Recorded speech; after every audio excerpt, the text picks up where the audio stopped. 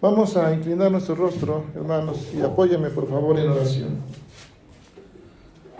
Amado Dios, una vez más, gracias, Señor, te damos por este tiempo que nos has concedido de adoración, de comunión contigo a través de la lectura, del canto, pero sobre todo, Señor, a través de disponer nuestros corazones para honrarte, Señor, a través de este tiempo de adoración, recordando, Señor, la última semana de tu ministerio, Señor, en Jesucristo.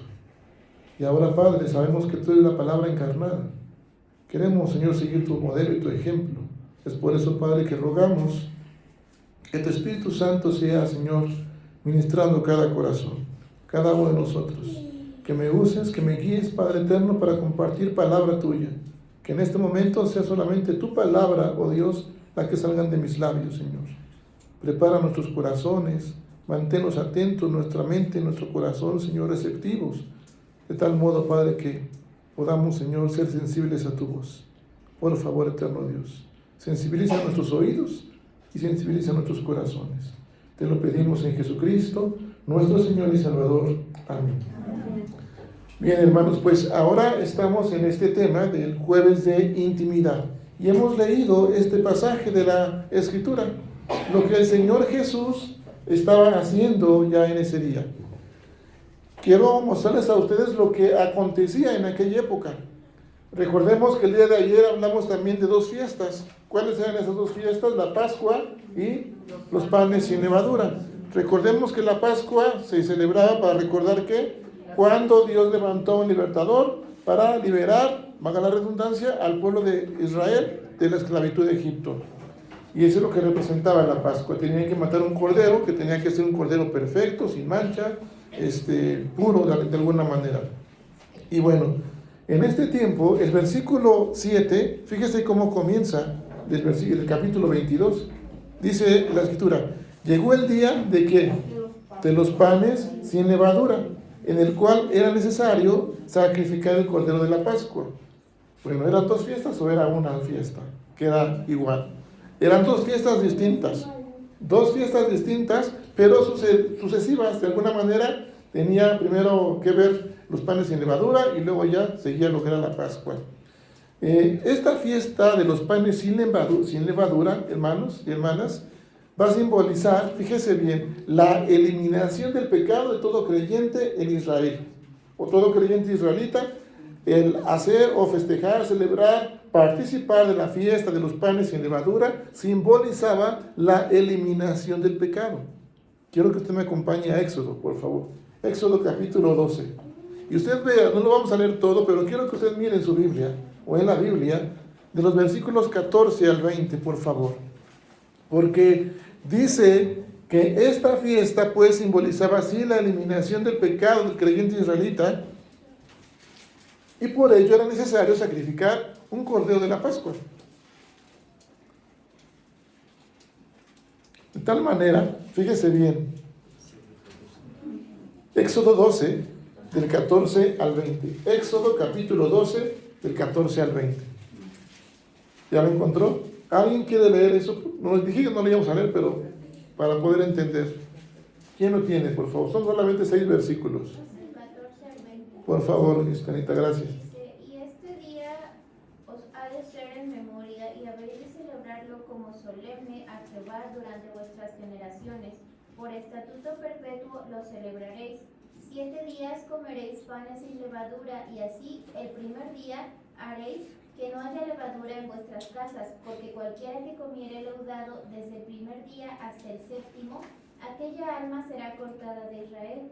El primer día habrá santa convocación, y asimismo en el séptimo día tendréis una santa convocación.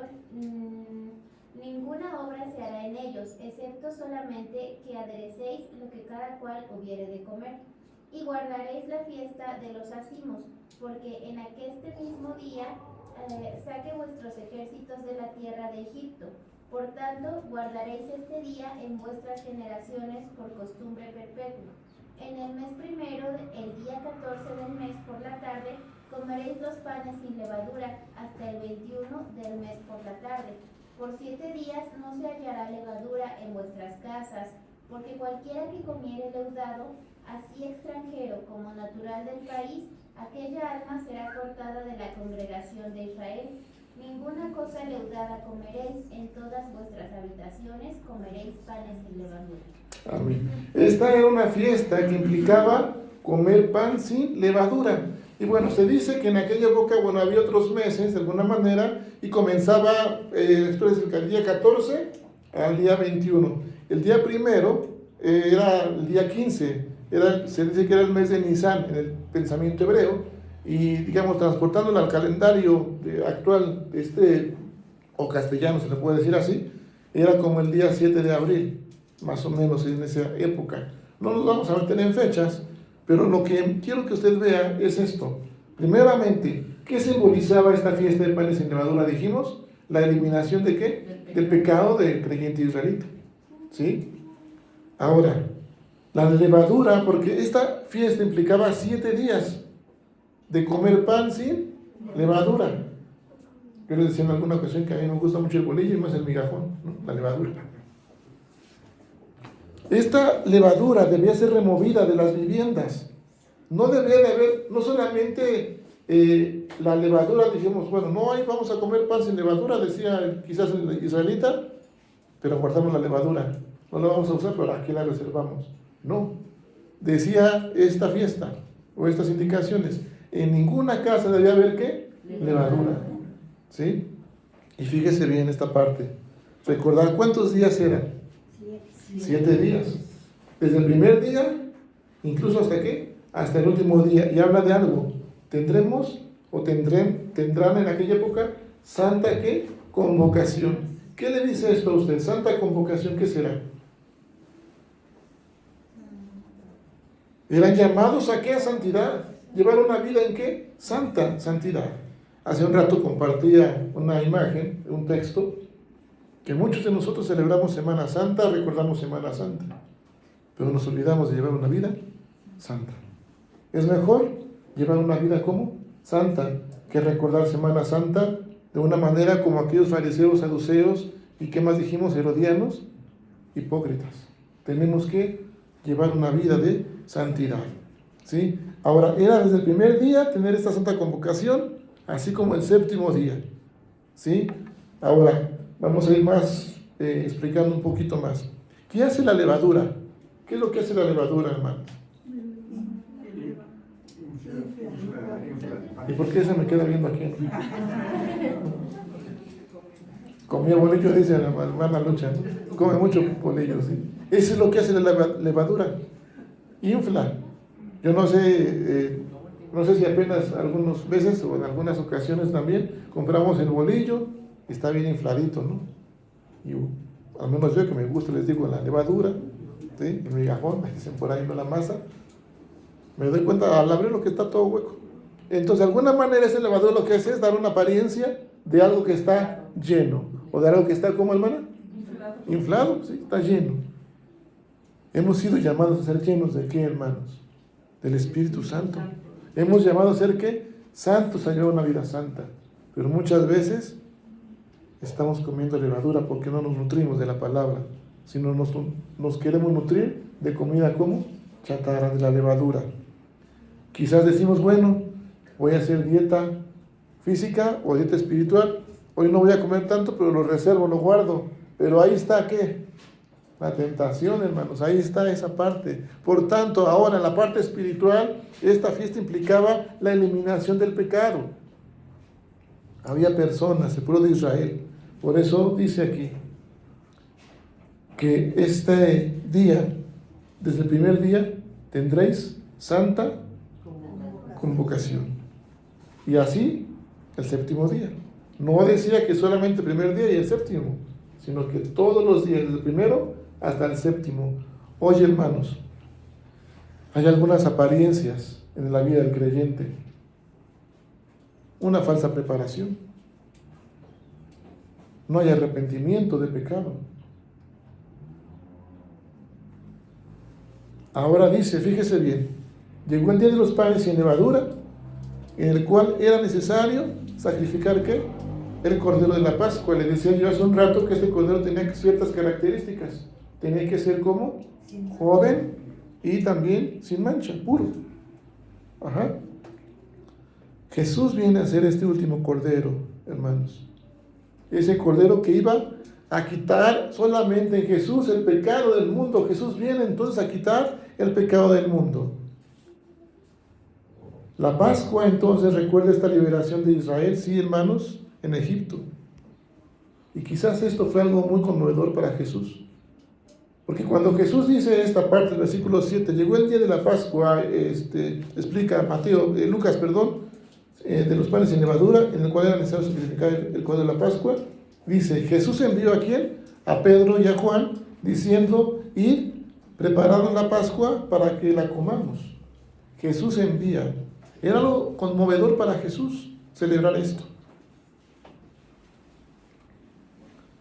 En el Antiguo Testamento, este cordero implicaba, o era como el centro de la redención, ¿sí? O de la primera redención que representó la liberación del pueblo de Israel a través, o que se narra en el Antiguo Testamento. Cuando Jesús viene a proveer ahora, en el Nuevo Testamento, un nuevo centro de redención que iba a ser ahora basado a través de una cena ceremonial, la que iba a tener con sus discípulos la Pascua. Por tanto, hermanos, Jesús sabía que pronto iba a morir. Y Él está listo, está preparado. Fíjese bien, vamos a ver los versículos del 8, por favor, al 10. De Lucas, capítulo 22, del 8 al 10. Leemos, dice la palabra del Señor. Y Jesús envió a Pedro y a Juan diciendo, id, preparad la Pascua para que la comamos. Ellos le dijeron, ¿dónde quieres que la preparemos? Él les dijo, he aquí, al entrar os saldrá al encuentro un hombre que lleva un cántaro de agua, seguidle hasta la casa donde entrare. Versículo 11. Y decid al padre de familia de esa casa, el maestro te dice, ¿dónde está el aposento donde he de comer la Pascua con mis discípulos? Hasta ahí, hermanos. Fíjese bien. ¿Qué es lo que ve en los versículos 8 al 10? Nada más hasta el 10. ¿Qué es lo que usted ve? Yo le dije, Jesús está ya listo para morir, para entregar su vida. Él ya sabía que le quedaban pocos días para morir en la cruz. Vemos a Jesús haciendo unos preparativos. ¿Quién nos puede decir aquí, hermanos? Que Jesús sí estaba listo para morir, pero iba a ser en la hora de ¿quién? Que el gobierno decidiera. En la hora que Jesús iba a elegir, ¿para qué? Para morir. Quizás esa haya sido la razón por la que Jesús empieza con esos preparativos.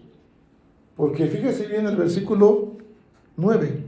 Cuando Jesús envía a Pedro y a Juan para preparar la Pascua, ellos ¿qué dijeron? ¿Dónde la vamos a preparar? Ellos no sabían dónde iban a comer la Pascua. No sabían ni siquiera el lugar. ¿Y Jesús qué les dijo? Versículo 10. Y aquí al entrar os saldrá al encuentro un hombre que lleva un cántaro de agua. Seguir hasta la casa donde entre. Esto es algo muy inusual. Un hombre llevando un cántaro de agua. Esto era solamente típico de las mujeres en aquella época, no de un hombre. ¿Sí? Ahora, hermanos, notemos ahora a quién se dirigen los discípulos. ¿A quién les dice Jesús que se dirijan? A un hombre que lleva un cántaro, ya dijimos, algo inusual. Un hombre que tenía una casa y que era ¿cómo? ¿Era padre de qué? De familia. ¿Sí? ¿Y cuáles son las palabras que le dicen los discípulos a este hombre de casa? Fíjese bien el versículo 11. Y decida al padre de familia de esa casa. Solamente son 4 palabras. ¿Qué dice? ¿Dónde está? ¿No? El maestro te dice. El maestro te dice. No dice te pide, no dice te pregunta. El maestro ¿qué? Te dice. Y ahora sí la pregunta, ¿dónde está el aposento donde he de comer qué? La Pascua con mis discípulos. Jesús, hermanos, está deseando intensamente tener comunión con sus discípulos. Es lo que Jesús anhela en la Pascua. Era un momento muy apasionado para Jesús. No era, hermanos, que se esté despidiendo Jesús, porque muchas veces pensamos eso. No era que se esté despidiendo de sus discípulos, no es eso.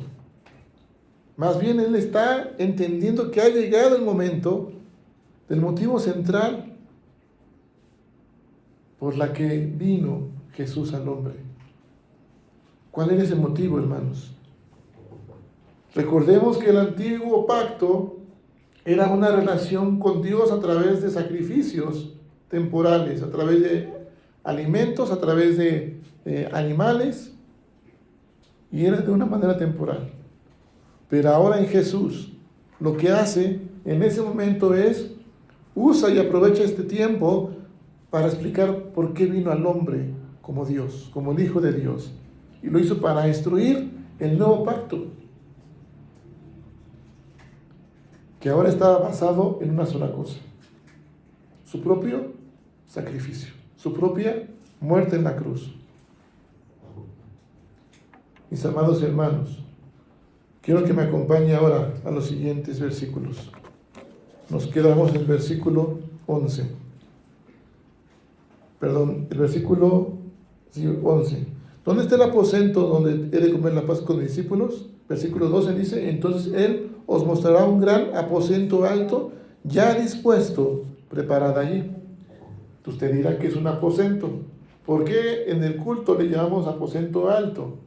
¿Qué es un aposento? Era un lugar amplio. Aposento alto porque estaba en el primer nivel de las casas. Era un lugar amplio, una sala. Y ahí se prepararía la comunión, la cena con el Señor y con sus discípulos. Versículo 13. Fueron pues y hallaron, como les había dicho, ¿y qué hicieron? Prepararon la Pascua. Versículo 14 en adelante leo. Cuando era la hora, se sentó a la mesa y con él los apóstoles. Y les dijo: cuánto he deseado comer con vosotros esta Pascua antes que padezca. Porque os digo que no la comeré más hasta que se cumpla en el reino de Dios. Y habiendo tomado la copa, dio gracias y dijo: tomad esto y repartidlo entre vosotros, porque os digo que no beberé más del fruto de la vid hasta que el reino de Dios venga. Y tomó el pan y dio gracias y lo partió y les dio diciendo: esto es mi cuerpo que por vosotros es dado, haced esto en memoria de mí. De igual manera, después que hubo cenado, tomó la copa diciendo: esta copa es el nuevo pacto en mi sangre que por vosotros se derrama. Mis amados hermanos, quiero que nos fijemos del versículo 14, por favor, al versículo 18. Esta era una manera, porque Jesús, está diciendo que Él no va a comer y no va a beber hasta cuando esté en el reino de los cielos, cuando lo vuelva a hacer, que era la última vez que lo iba a hacer. Mire, cuando se celebraba la Pascua, aquel líder religioso levantaba el pan o levantaba también la copa y decía algunas cosas de alguna manera como: este es el pan de la aflicción que pasaron nuestros padres en Egipto, ¿no? Cada persona que tenga necesidad, venga y coma de él. Eso es lo que decían, era como una fórmula que hacían en aquella época. Se explicaba el simbolismo que tenía cada alimento. Había hierbas amargas, había agua salada, algunas otras cosas. Y cada una tenía sus simbolismos. Por ejemplo, la parte de las hierbas amargas simbolizaba la amargura de la esclavitud que tenía el pueblo de Israel en Egipto. El agua salada, las lágrimas que derramaban ese mismo pueblo por la opresión que tenían en la esclavitud.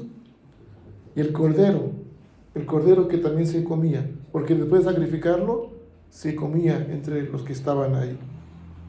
Y este cordero lo que simbolizaba era el sacrificio que ese cordero cargaba ahora con los pecados de manera temporal. Ahora Jesús, si usted se fija, versículo 14, por favor, y 15. Cuando era la hora, se sentó a la mesa y con él los apóstoles y les dijo: cuánto he deseado comer con vosotros esta Pascua antes que padezca. Y el versículo 16 dice: porque os digo que no la comeré más hasta que se cumpla en el reino de Dios. Y el versículo 17 y 18, lo mismo con la copa. Dio gracia y dijo, tomad esto y repartidlo entre vosotros, porque os digo que no beberé más del fruto de la vid hasta que el reino de Dios venga. De tal manera que Jesús aún no ha celebrado la Pascua en el cielo, hermanos. Si usted lee Números, en el libro de Números, va a ver algo importante. ¿Por qué Jesús habla de no comer y de no beber del fruto de la vid? Jesús fue y vino con un propósito. Había antes un voto del Nazareno. Implicaba consagración. Implicaba no comer o no beber del fruto de la vid. No tocar cosa muerta. Apartarse. Y Jesús estaba apartado. Era apartado para un propósito. Para morir en la cruz, para perdón de nuestros pecados. De tal modo que Jesús aún no ha celebrado la Pascua en el cielo. Porque Él espera hasta que todo el pueblo, los suyos, nos reunamos con Él en el cielo cuando Él venga por segunda vez. Y entonces sí, participemos de una gran cena. ¿Sabe cómo se conoce esa cena? Ese gran banquete. Las bodas del Cordero. Leamos ahora versículos 19 y 20. Y tomó el pan y dio gracias y lo partió y les dio diciendo, eso es mi cuerpo que por vosotros es dado. Haced esto en memoria de mí. De igual manera, después que hubo cenado, tomó la copa diciendo, esta copa es el nuevo pacto en mi sangre que por vosotros se derrama. Vemos entonces que Jesús no explica el simbolismo, porque hay simbolismo. Hay jugo, hay vino, y hay ¿qué? Hay pan. Pero no explica. Claro, nosotros hoy entendemos que lo que hacemos y haremos en un momento más, hay simbolismo. El pan simboliza ¿qué? El cuerpo de Jesús. Y el vino o el jugo, su sangre. Y lo vamos a explicar más adelante, porque no es que se convierta el cuerpo, el pan, en el cuerpo del Señor, ni el jugo o el vino en la sangre del Señor. Vamos a ver lo más importante que nos da a entender la Escritura. Jesús no está dando ninguna explicación de los simbolismos. Lo que está haciendo Jesús es interpretarlas o reinterpretar esos simbolismos en sí mismo. Ahora el enfoque ya no estaba en el sufrimiento de Israel. ¿Dónde cree que estaba ahora el enfoque? La centralidad. En el sufrimiento ¿de quién? De Jesús cargando el pecado. ¿De quién cree? Del pueblo de Israel, de usted y el mío. Mis amados hermanos, quiero que leamos ahora, porque este pasaje hace referencia a una fecha en la que sucede, los panes sin levadura. Pero vea por favor versículos 21 y 22 y con eso termino. Él está sentado a la mesa y está con sus discípulos. Él había anhelado insistentemente o intensamente también tener ese momento con sus discípulos. No por despedirse, sino por decirles que ahora iba a ser un nuevo pacto. Instruirles en ese nuevo pacto. Versículo 21 y 22 leemos, dice, mas he aquí, la mano del que me entrega está conmigo en la mesa. Una vez más, mas he aquí, la mano del que me entrega está conmigo en la mesa. A la verdad, el Hijo del Hombre va según lo que está determinado, pero hay de aquel hombre por quien es entregado. Mis amados hermanos, este pasaje que hemos leído desde un inicio empieza con esta fecha, la fiesta de los panes sin levadura. 7 días en que se tenía que guardar de no comer levadura. No beber levadura, ¿en dónde? En las viviendas, en la casa. No haber lo que está o lo que provoca inflación, apariencia, pecado. Eso es lo que simbolizaba la fiesta, la eliminación del pecado en el creyente. Y ahora los versos 21 y 22 describen cómo precisamente había el pecado de traición entre sus discípulos. Había el pecado de traición, hipocresía, falsedad. ¿Qué habrá movido a Judas Iscariote para entregar a Jesús, para traicionar a Jesús? Claro, su corazón. Pero ¿qué había en su corazón, hermanos? ¿Qué cree que habrá movido a Judas Iscariote para traicionar a Jesús? Avaricia, ¿qué más? La desilusión, ¿no? De que Desilusión. esperaba un rey que liberara a su pueblo. ¿Será? Ambición, gracias, Ana. Ambición. Fíjese bien, avaricia, ambición. Judas Iscariote, ¿quién era? ¿Qué función tenía Judas?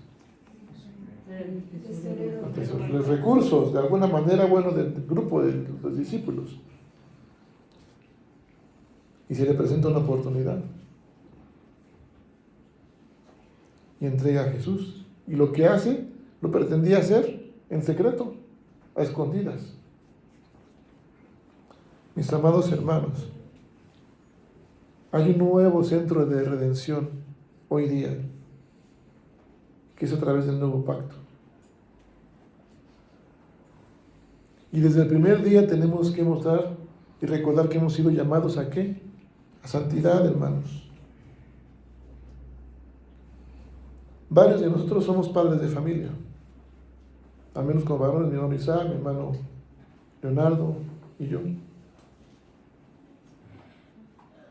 ¿A quién iban dirigidas esas palabras de Jesús? A un hombre, a un padre de familia. ¿Y qué le dice Jesús a través de sus discípulos? ¿El maestro qué? Te dice, ¿dónde está el lugar donde he de comer? Ellos le mostraron un gran aposento alto, una sala amplia para comer ahí. Y ahí lo prepararon. Y pregunto, la pregunta es para varones, porque somos poquitos. Hermano Isaac, me pregunto primeramente yo y hermano Leonardo.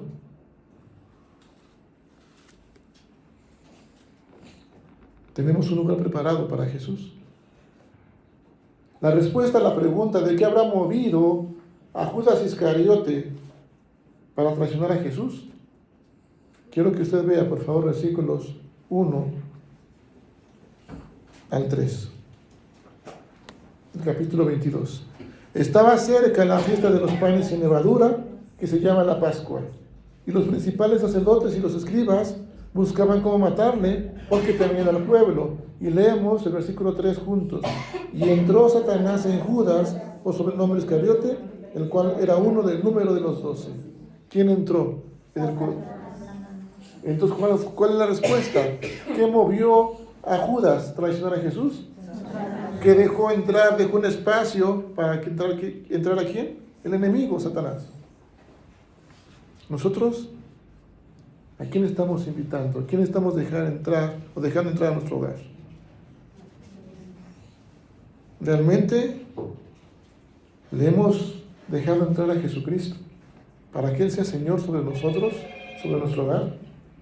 Y nos toca como varones, cabezas de familia. Porque esos discípulos, este hombre, le mostró ese aposento alto. ¿Qué lugar le vamos a mostrar nosotros?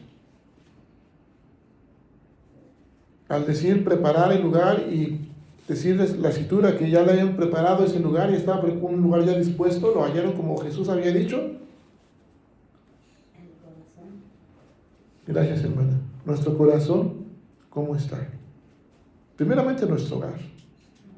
Y luego nuestro corazón, o nuestro corazón y nuestro hogar. ¿A quién estamos dejando entrar? ¿A quién le damos prioridad? ¿Tenemos tiempos de comunión y de intimidad con el Señor? El Maestro te dice, hablamos de varones, sí, y creo que estamos meditando y reflexionando, pero también hablamos de cada una de ustedes hermanas que son quizás cabeza de familia, porque quizás no hay un varón en casa. Diferentes circunstancias. Pero también el Maestro les dice, ¿dónde está el lugar donde he de comer? ¿Qué le va a mostrar a usted? ¿Qué lugar le va a mostrar? Sea su hogar, sea su corazón, sea su familia.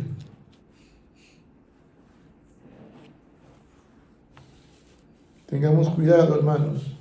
No seamos de los cristianos quizás, o los seguidores, o los discípulos de Jesús, que estamos a la mesa con Él.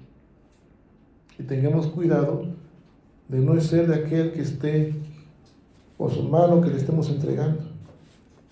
Y dice la Escritura, versículo 22, a la verdad, el Hijo del Hombre va según lo que está determinado.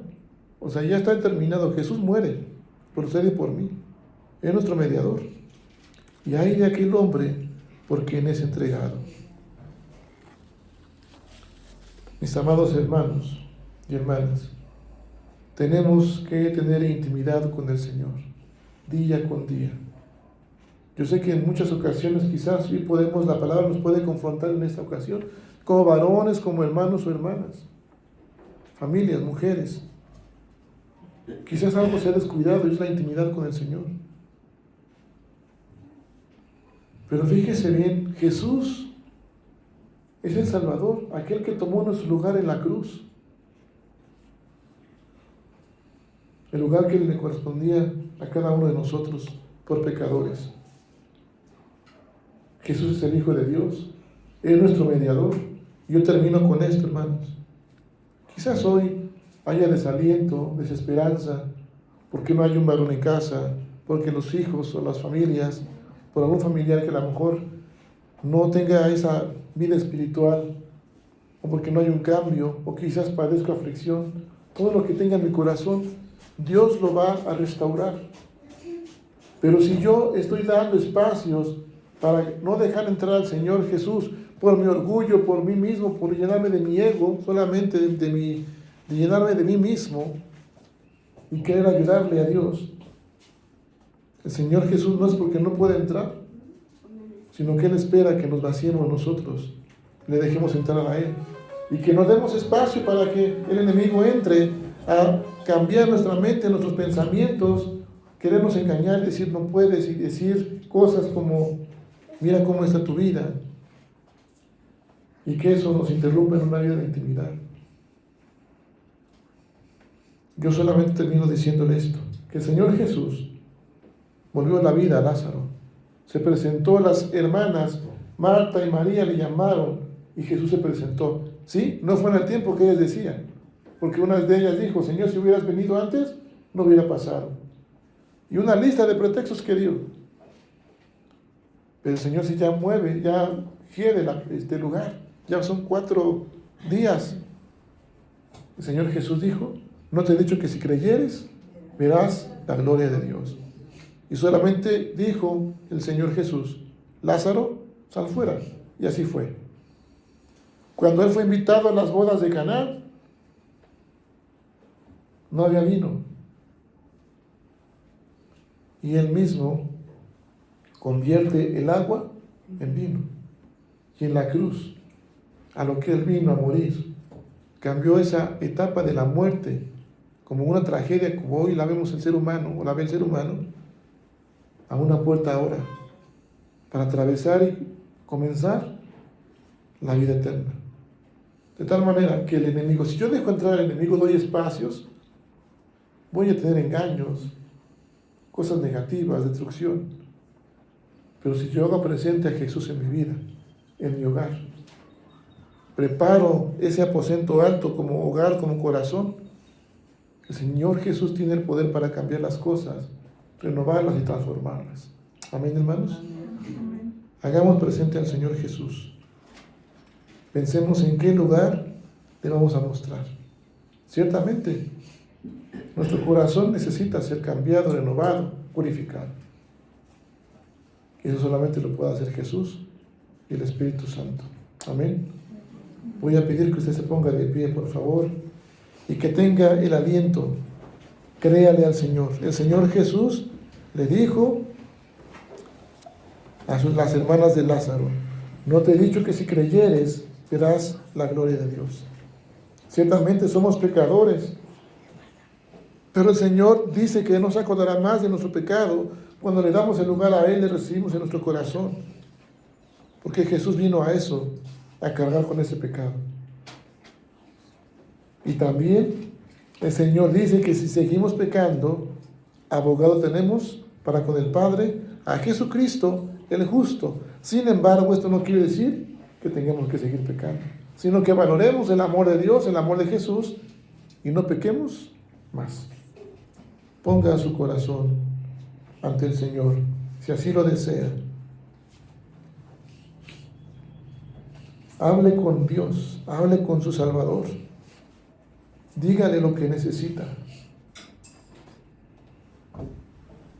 Cuando Jesús vino y entró en Jerusalén y tuvo la última semana de su ministerio, muchos le alababan, le decían: Hosana, bendito el que viene en el nombre del Señor. Pero después muchos le decían también: crucifícale, muchos de ellos mismos. La palabra de Dios dice que el Señor a los suyos vino, pero los suyos no le recibieron. Pero a los que les recibieron, les dio potestad de ser hechos hijos de Dios. Por su adopción, por su voluntad, aquel que le ha recibido, que le ha dejado reinar, es adoptado como su hijo. Voy a pedir que por favor, hermanos y hermanas, tengamos un tiempo para mostrar honestidad para con el Señor. Comprometernos con Dios a no dejar entrar más en nuestro corazón y en nuestro hogar el pecado.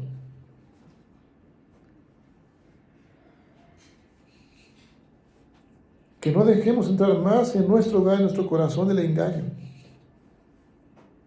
Que recordemos ahora que hemos sido llamados a una vida santa, a vivir en santidad.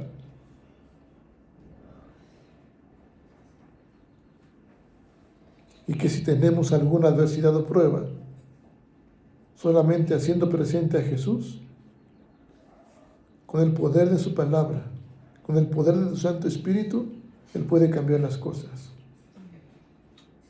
Y ahora,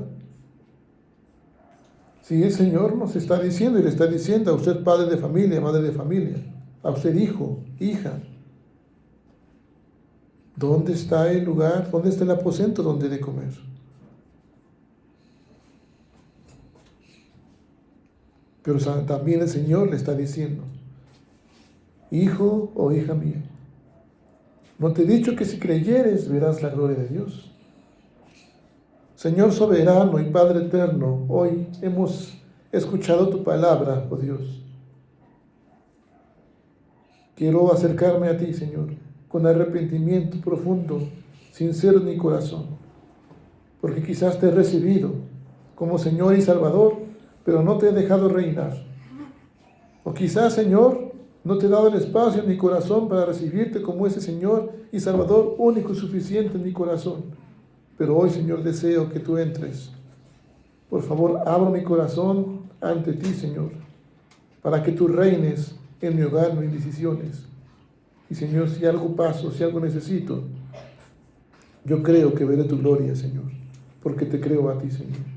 Yo creo que tu gloria, Señor, será llenando mi hogar, mi familia, pero también que tu Espíritu Santo me ayude, Señor, a prepararte un buen lugar, un gran aposento alto, Señor, mi hogar y mi corazón, para que tú reines, me visites, porque eres un Dios de paz, un Dios de fortaleza, un Dios de amor.